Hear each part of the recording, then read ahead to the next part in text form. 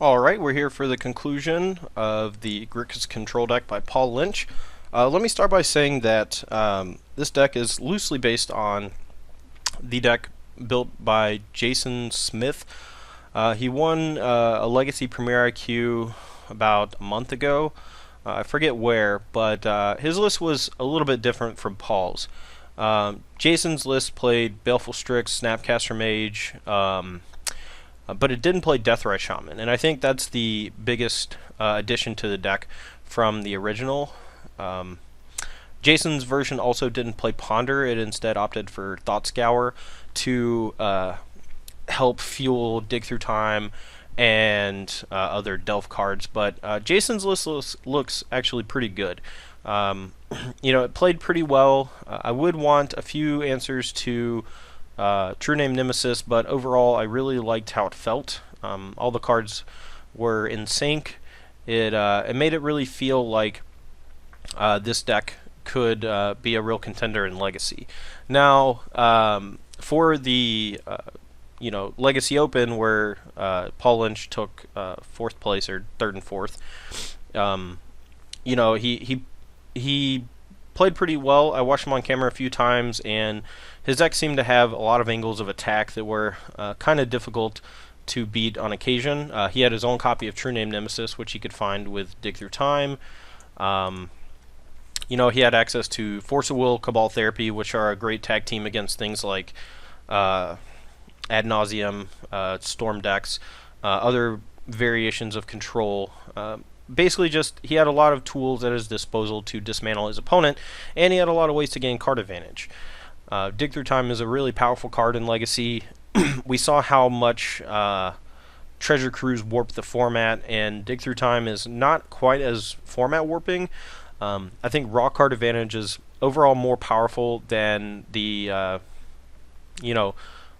selection that Dig Through Time gives you, simply because Brainstorm is a card that exists in Modern, and when you have raw card advantage, that makes Brainstorm even better, and that's one of the reasons why ultimately they decided to ban it. But as far as this deck is concerned, Ponder felt okay.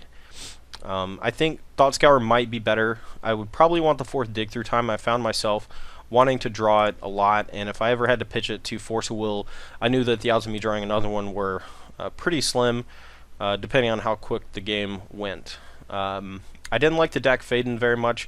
It was okay in one spot against the Tezzeret deck, which I guess in that matchup is going to shine. You get to steal Ensnaring Bridge.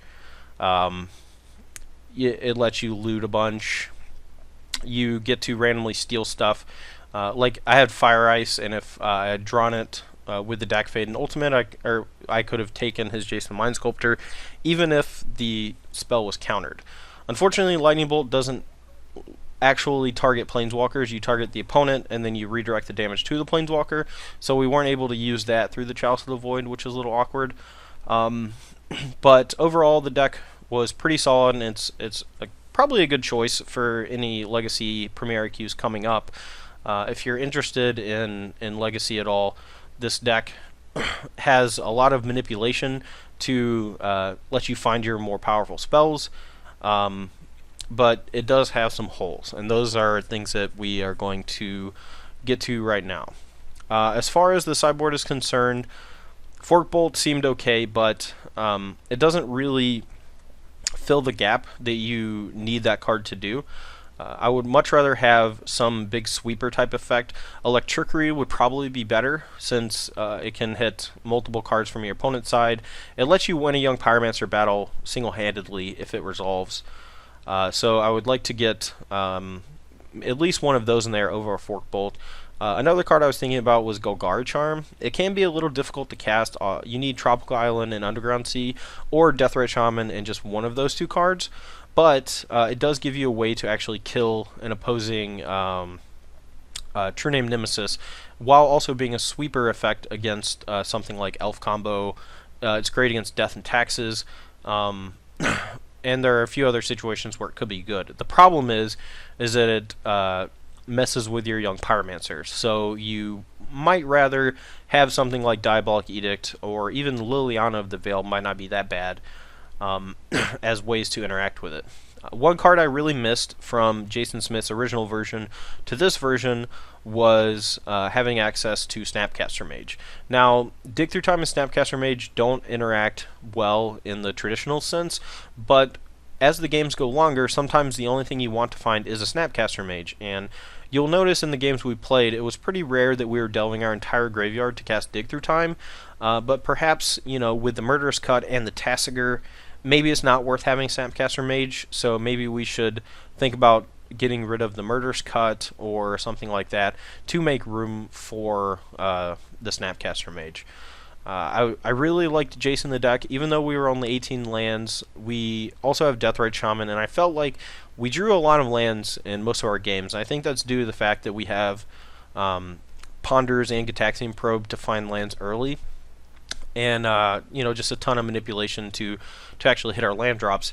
So having a second Jace doesn't actually even sound that bad. The Fire Ice was okay, I guess. It's a removal spell that can be good against opposing young pyromancers, but against combo decks, it's also a removal spell that can be pitched to Force of Will, which is important. The card that I think stood out the most as being a weak point was Counterspell. I think having access to at least one main deck Pyroblast would be good in this slot. I really liked True Name Nemesis. It felt like a brick wall. Our opponents couldn't really deal with it when we drew it. It carries a GT well if our plan after board is to board in this GT against other creature-based decks. And we can play this weird game where Dig Through Time is a proxy version of Stoneforge Mystic because it can actually find our equipment that we need. Obviously True Name is a little weaker in this style of deck than it would be in a true Stoneforge deck.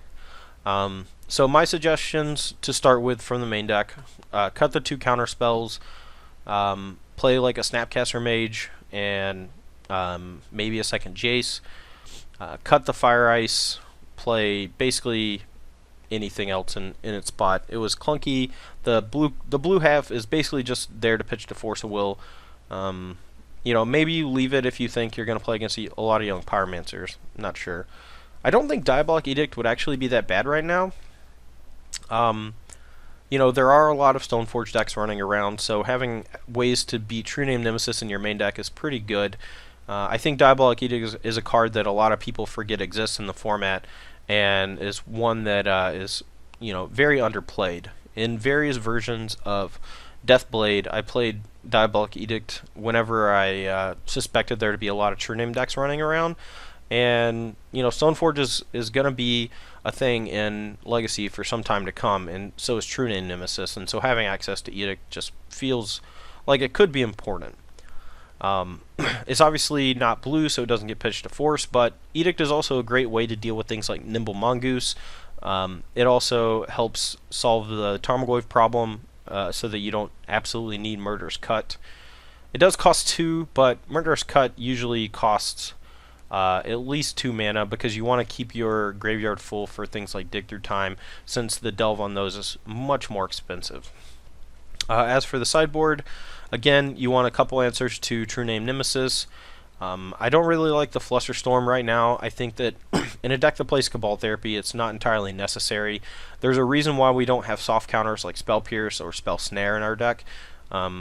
They're kind of bad. We want to be really aggressive with our discard effects against decks that could potentially threaten us with combos. And most of the decks that can threaten us with combos have ways to fight through Flusterstorm or counter spells in general, but they don't really have a great answer to Cabal Therapy. So I would just like to focus on discard more so than focusing on counter spells. Another option is to get rid of the basics altogether, or at least get rid of the basic mountain, and play like one copy of Tundra and play Meddling Mage in the sideboard. Meddling Mage, when combined with Gitaxian Probe and Cabal Therapy, can be really problematic for opposing combo decks. And, it might not be worth the splash, but, I have a lot of experience playing with Deathrite Shaman decks, and people are not as greedy with their mana bases as they could be. And, like, Basic Island and Basic Mountain and the 3 Volcanic Islands don't cast Deathrite Shaman, and neither does Tundra. But maybe instead of Tundra, we could play like a Scrubland or even a Badlands, or not Badlands, doesn't tap for white. I guess Scrubland. We don't really want a green-white land, but you get my point. There are things we can do to make the deck run a little more smoothly.